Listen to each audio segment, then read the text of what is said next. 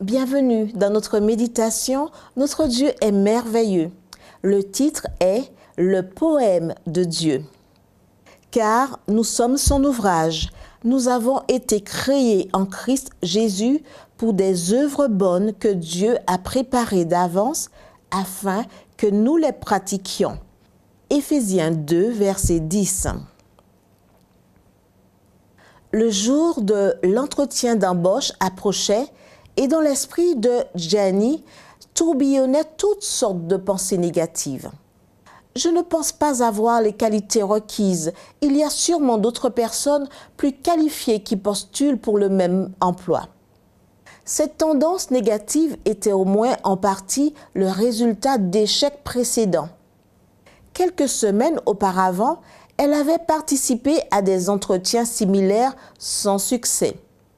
Que faire pour briser cette tendance destructrice? À mesure que la date de l'entretien approchait, son négativisme grandissait.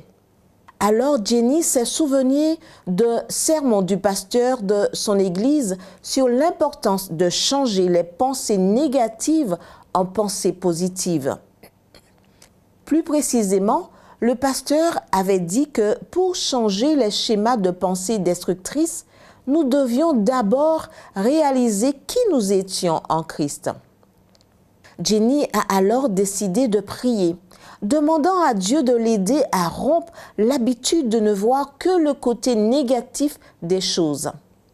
Puis, elle a pris sa Bible et a lu notre verset pour aujourd'hui. Nous sommes son ouvrage. Son ouvrage. La chaîne de négativisme s'est immédiatement rompue. Si j'ai été créée par Dieu, a raisonné Jenny, alors je dois avoir beaucoup de valeur. Des raisons de remercier Dieu ont afflué dans son esprit. Sa belle famille, sa maison, ses talents, son église. Le reste est venu en plus. Elle a bien réussi l'entretien et a obtenu le poste. Peu après, elle a appris qu'il y avait un poste vacant d'enseignante dans un collège chrétien. Son rêve de toujours. Elle a postulé et a obtenu le poste. Qu'est-ce qui a provoqué ce changement? Le processus a commencé lorsque Jenny a prié pour que Dieu l'aide à briser le schéma de pensée négative. Et il s'est poursuivi lorsqu'elle a lu dans la parole « Nous sommes son ouvrage ».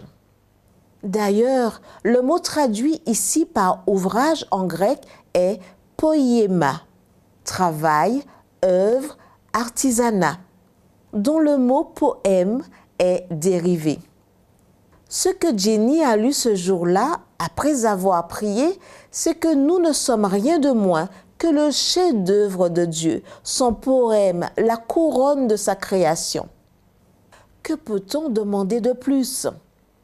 Si vous avez déjà entretenu l'idée que vous avez peu de valeur, souvenez-vous que Dieu, en vous créant, a déployé le meilleur de sa créativité. Je ne serais donc pas surpris de savoir que lorsqu'il vous voit, il dise quelque chose comme « Voilà mon chef-d'œuvre ». Prions. Merci, divin sculpteur, car je suis le chef-d'œuvre de ta création. Aide-moi, Seigneur, à vivre à la hauteur de ma noble origine. Au nom de Jésus. Amen.